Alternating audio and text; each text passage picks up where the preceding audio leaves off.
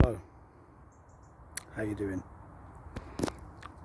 Check out the view, beautiful. It's not quite sunset, but not far off.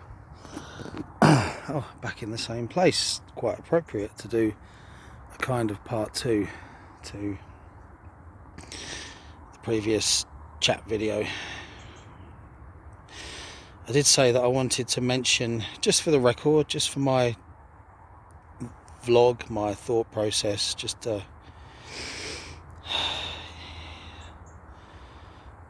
the hell of it, you know, that I wanted to talk about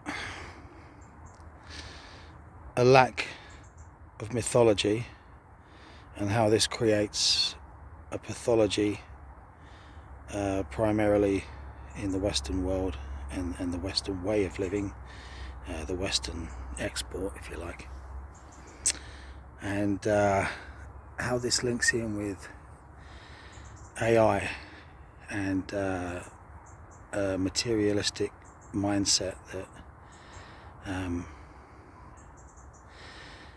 is creating a situation of always looking outside and finding meaning in toys, exploration, the stereotype. So,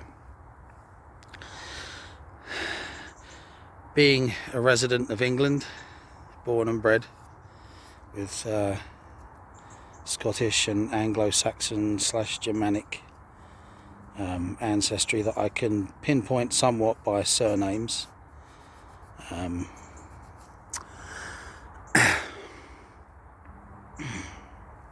Who knows where other threads might have fed in, but it gives me a special love and appreciation, living in England, for J.R.R. Tolkien's The Lord of the Rings, The Hobbit as well, and The Silmarillion is also a masterful work and a beautiful experience that requires time and diligence and attention to read and imbibe.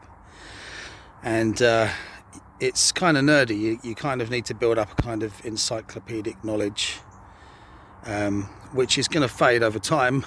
I mean, my knowledge is not as great as it was after the last time I read those 3 books. But the general impression is there.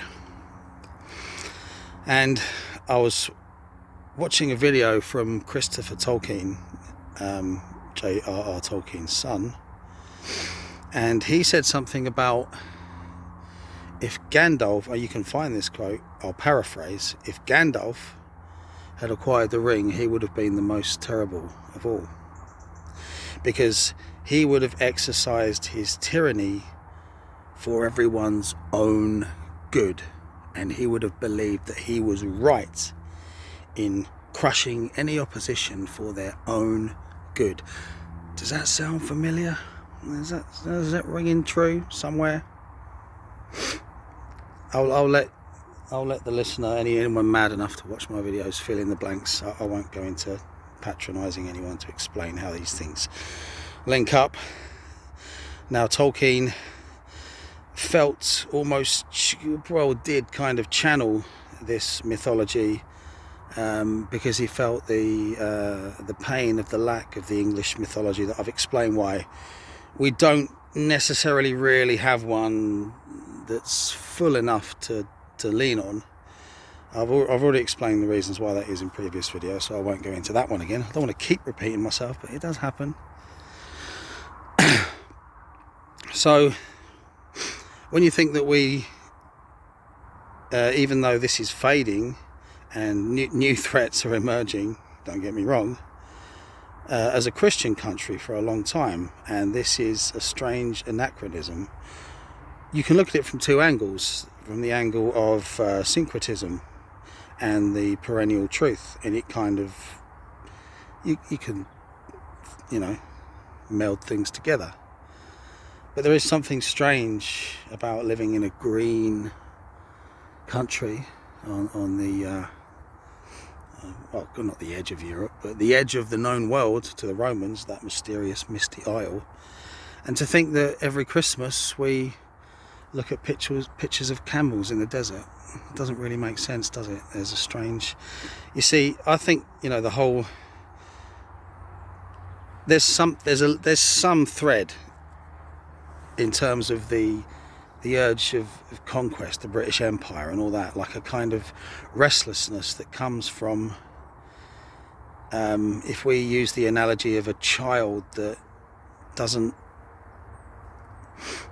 an orphan child without parents who is angrily trying to stamp a sense of self on himself through his outward conquest. And I'm not one of these nutters who bangs on about colonialism and all that crap, don't get me wrong.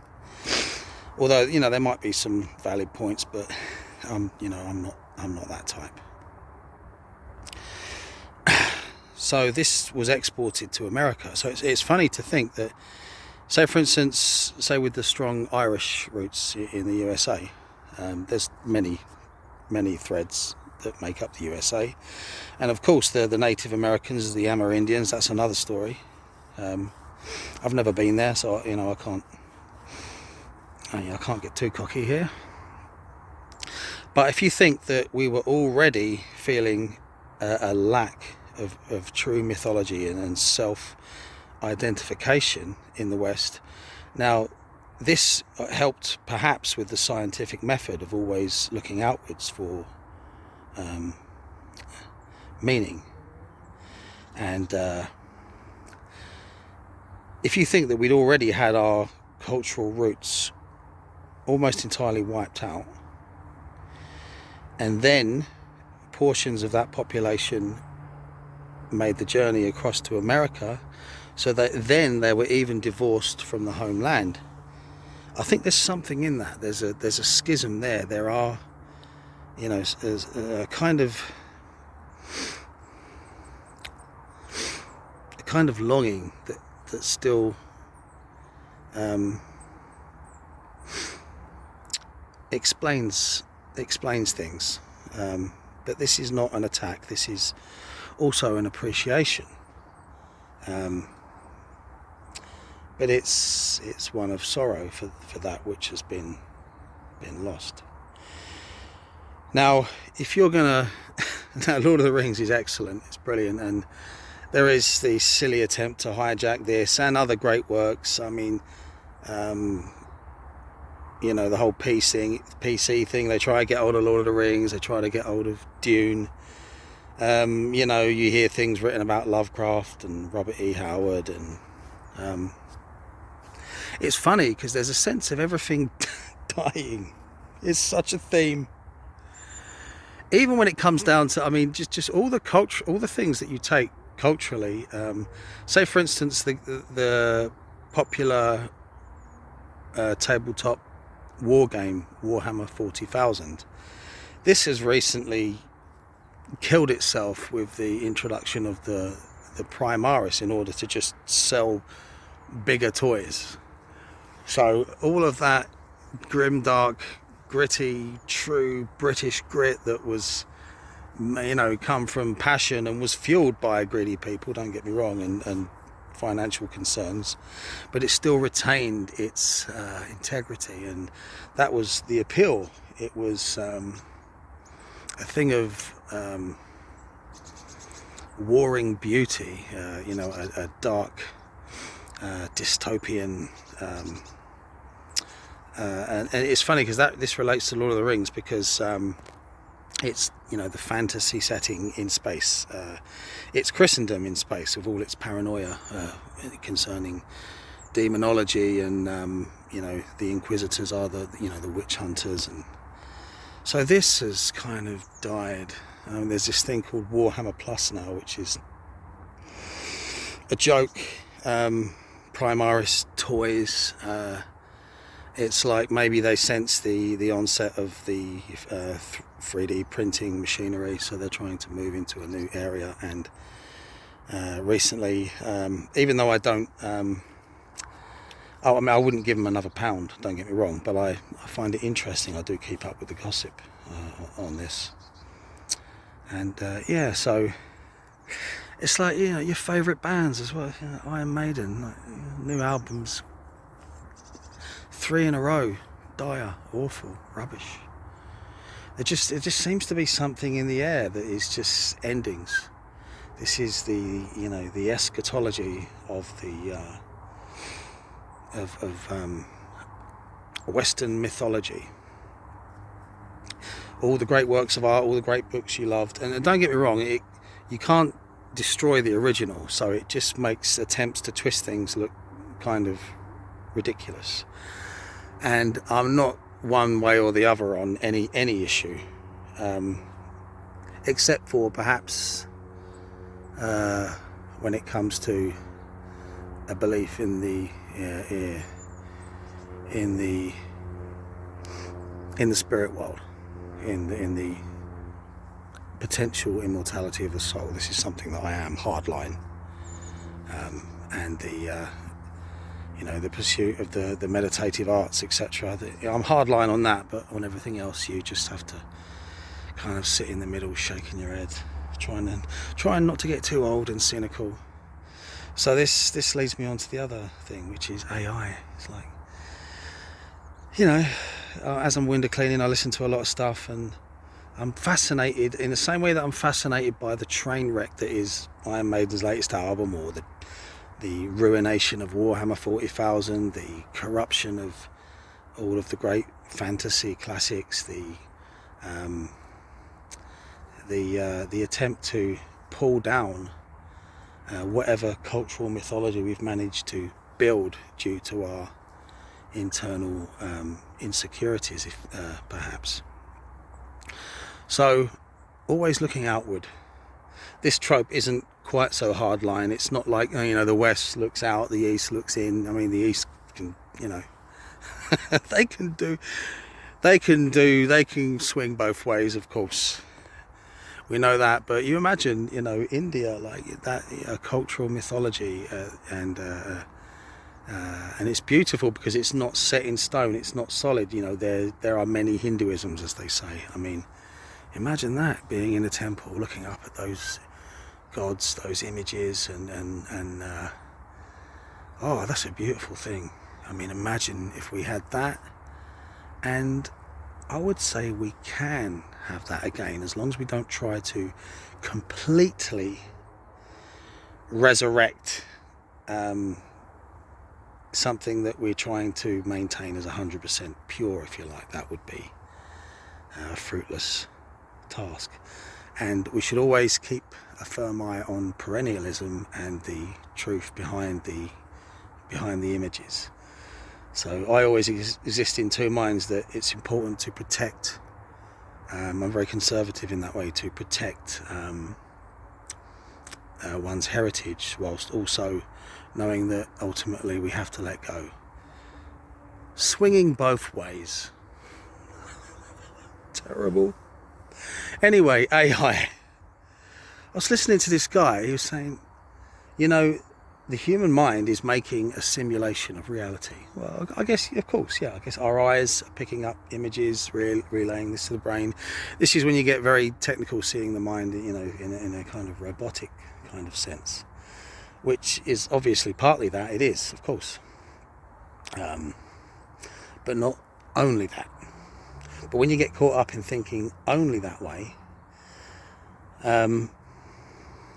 now he was saying that if the mind, if the reality within the mind is a simulation of sense data picked up from the outside, then we can create consciousness inside a machine, because a machine that was complex enough would be able to pick up sense data from outside and create within itself a kind of consciousness, a model of reality. That's the key word, a model of reality.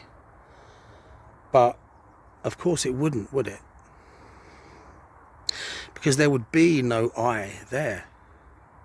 Like, talking about AI and algorithms and, you know, artificial intelligence, I mean, I guess you could say artificial intelligence is happening, you know, I mean, looking at the words here, thinking about the terminology, because decisions can be made and results can be got out of complex, you know, algorithms and data, and the way, I mean, it's awful really, you know, like Google, every time you speak into your phone and want some information, it's learning from you, learning from your voice, it's building up an entire map of realities, so it's creating a model.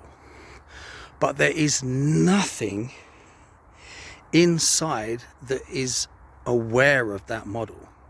So if you had, I don't know, imagine if we had a robot, you know, something like some Gundam thing, or a bloody, I don't know, I was just going to say something out of Warhammer 40,000, but of course they banned technology in the same way that they did in Dune, because Warhammer 40,000 is basically Dune, Star Wars, Judge Dredd, 2000, everything whacked together, and it's and Lord of the Rings and God knows what. But anyway, let's imagine you know, like Voltron walking. Is that the right?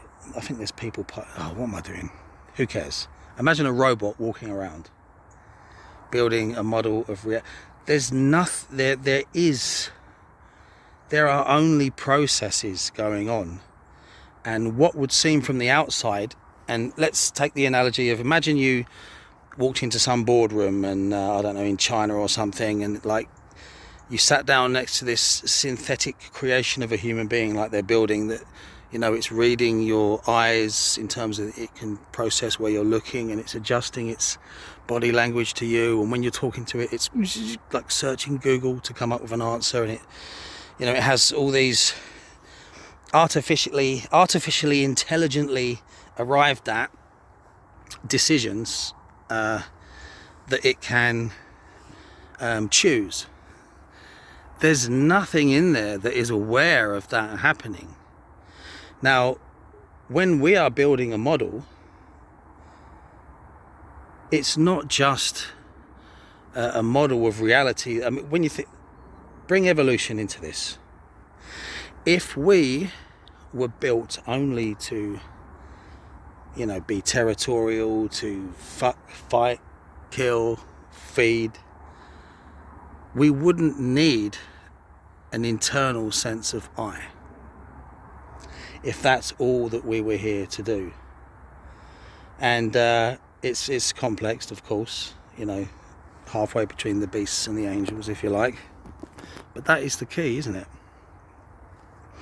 That the old idea that consciousness is the ontological primitive, the basis of everything, it doesn't mean that it doesn't start to solidify some way down. Obviously the consciousness inside, you know, this leaf is some kind of form of solidified, you know, dream, if you like. Some, you know, it's there is some kind of matrix that is energetically, you know, through the elements, if you like, you know, the electric, the magnetic, the interplay of the reaction and the solidification of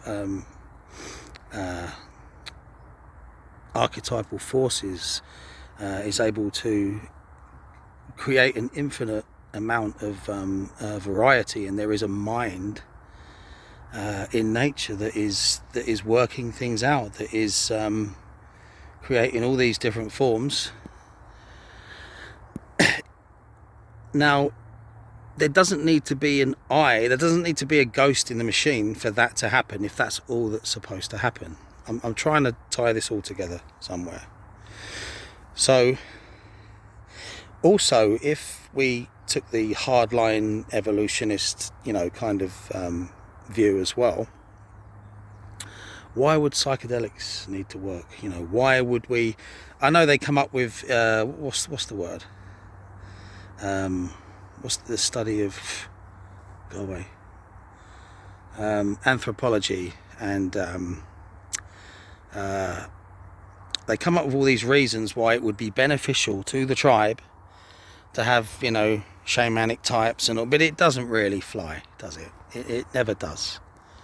So I'll leave you to draw your own conclusions that you know, as to why there is an I in the something that we see as mechanical, but it works holistically. You know, like when you can swap a part of an engine. You can't just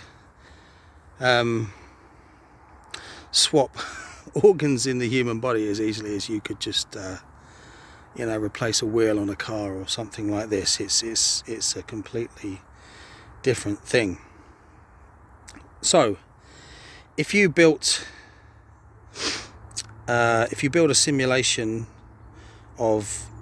if you build a simulation within a mechanical mind, there is only processing power and decisions, and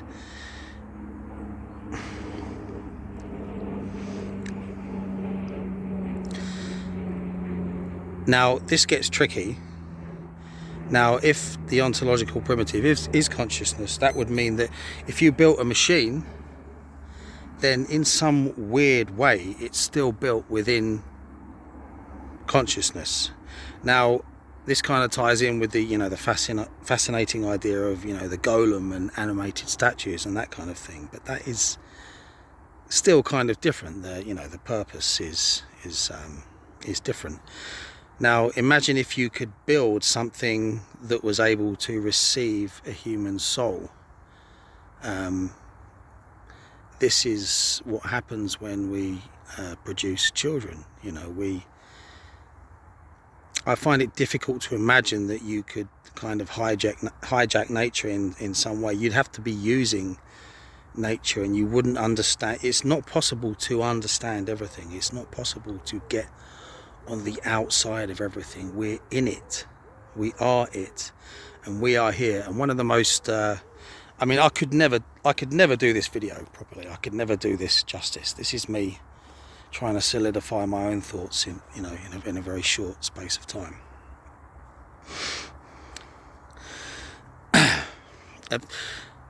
This is an interesting little thing to do. Ask yourself the question, why I? Why I, lad? Why I? Why not you? Why not the fly that just tried to annoyingly land on my eyeball and nose? Why am I not in that?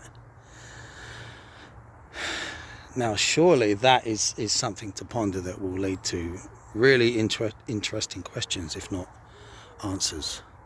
Of all the people you could have been, all of those thousands, millions of lifetimes in the past, all of the perhaps thousands, millions of lifetimes in the future, why here, why now? It doesn't make sense that this would be the only time. That kind of atheistic idea that you should be very grateful because of all the times, of all those billions of years when you were nothing, and all the billions of years you will be nothing, you are shining here, and you should value and appreciate. I don't know how you can't see through that. The I is the baseline, so it will be processed and it will arrive depending probably on a little bit of nature, a little bit of nurture, and a little bit of work through, I should think, various lifetimes. You are able to move on to different states. This seems intuitively obvious to me, but I can appreciate how someone who hasn't spent quite so much time thinking about that, and it doesn't appeal to as a this is not the thing that floats your boat. I can appreciate how that's a kind of hard swallow. But if you spend enough time in meditation, this becomes fairly intuitively obvious. There is an I, and you can't, it doesn't matter how many nuts and bolts and circuits you chuck together, you can create something that can model something that it reacts to, but there's no I there. There's no I, but there is an I here, and there is an I out there, and this is the foundation. And I always have to qualify this with, no matter how tough life gets, and it can be ugly, and there's things we don't like about the world, and these are profound mysteries that all people from all walks of life struggle with. We struggle with this, but at the very least, I should think that anyone that has given this video the time will have something to think about. So when you turn this video off, instead of just skipping on to the next one, watching, I don't know, some video advertising the next bloody dishwasher or whatever you've been talking about earlier, you know, were you talking about, you know, I really need to get, you know, some jogging bottoms, so you'll get on the Facebook and there'll be some gym equipment. Don't do that. Just take some time out, just in silence, just to sit and focus on that sense of I. The I inside, the ghost in the machine, if you want to use that word. And that's a good place to begin, and a good place for me to end. Take care.